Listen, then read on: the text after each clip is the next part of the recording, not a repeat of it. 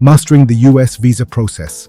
This episode walks you through the US visa process, from understanding visa categories like H-1B and F-1 to completing your DS-160 form and acing the embassy interview.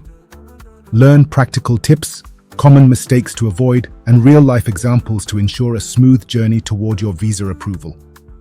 Alright, let's start by talking about the different types of US visas, because honestly, this is where most people get stuck. I mean, there's kinda this overwhelming list, but if you break it down, it's much simpler than it seems. So the three big categories you'll want to focus on are tourist visas, student visas, and work visas. Now, let's start with tourist visas, which are the B1 and B2 types. These are perfect if you're planning a vacation, attending a family reunion, or even making a quick trip for a business meeting. Basically, if you're visiting for a short period and you're not studying or working, this is the visa for you. For example, I remember a listener once asked me, "Can I use this visa to visit my cousins in Houston and attend a tech expo?" And I said, yes, absolutely, as long as you follow the guidelines.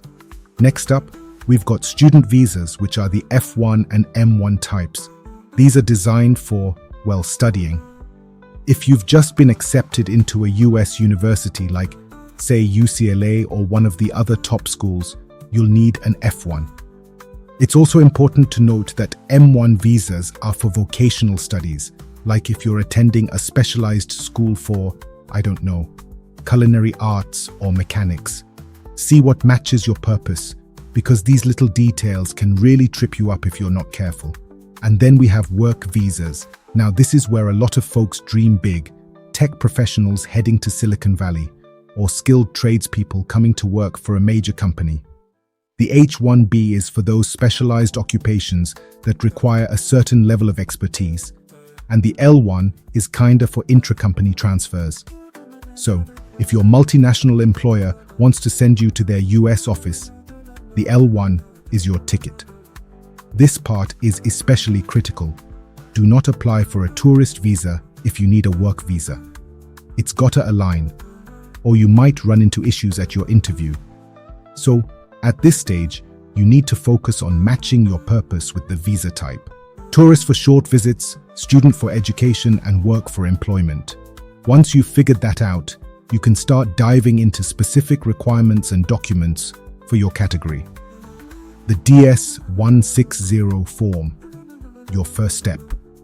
So, now that you've chosen the right visa type, the next step is probably the most important, filling out the DS-160 form. This form is your official visa application, and honestly, it's got to be done carefully. It's completely online, and you'll need to have everything prepared before you start. Trust me, you don't want to scramble to find your documents halfway through this. Here's what you'll need. First, a valid passport. Make sure it's good for at least 6 months beyond your planned stay, and a recent passport-style photo that meets US requirements. No selfies, all right? Then, personal and work information. Things like your current address, your employer's details, or school info if you're a student. Don't forget, if you have a travel itinerary, that's important too. If not, you can still proceed, but be ready to explain the purpose of your trip later. Now let me give you some tips. First, double-check everything: your name, dates, spellings. Whatever you enter on this form must match your documents. One mistake can cause delays, or worse, lead to rejections. For instance, someone once told me they entered their last name incorrectly, and well, that wasn't a fun process to fix. So take your time, all right? Oh, and about uploading your photo. Make sure it's clear and meets the size and background requirements.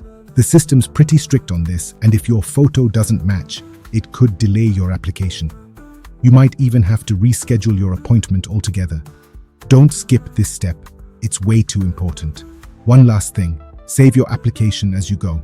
The portal doesn't always cooperate, and you don't want to lose all your progress just because of a technical glitch. Remember to save each time you complete a section. It's like having a safety net, you know? And if you run into any issues, don't panic. Whether it's a confusing question or a login problem, Help is available on the website. Reach out before you move forward. It's much easier to correct things sooner than later. Preparing for the embassy interview. All right, let's talk about the big day, your visa interview at the embassy. This is kind of the final hurdle in the process, and I know it can feel intimidating, but I'm here to help you ace it. So first things first, what do you need to bring? You'll definitely need your DS-160 confirmation page. That's the form you filled out online, and trust me, they're gonna ask for it. Then, you've got your appointment confirmation. Print it out so there's no confusion at the door. Of course, you'll need your valid passport, and it should have at least one blank page for the visa stamp. And don't forget your supporting documents. This is super important. For example, financial proof like bank statements or sponsor letters, or an acceptance letter if you're going as a student. Basically, anything that proves you meet the requirements and that you've got a plan to return to your home country after your trip. Now, preparation goes way beyond just having your documents in order. The way you present yourself matters. Dress professionally. Think of it like a job interview. It doesn't have to be fancy, but clean and polished. And when you're answering questions, be honest and confident. They're mostly trying to understand your intent and whether you meet the visa criteria. If you stick to the truth, you'll avoid unnecessary complications. I've heard stories of applicants who stayed calm under pressure and got approved even when things didn't go perfectly.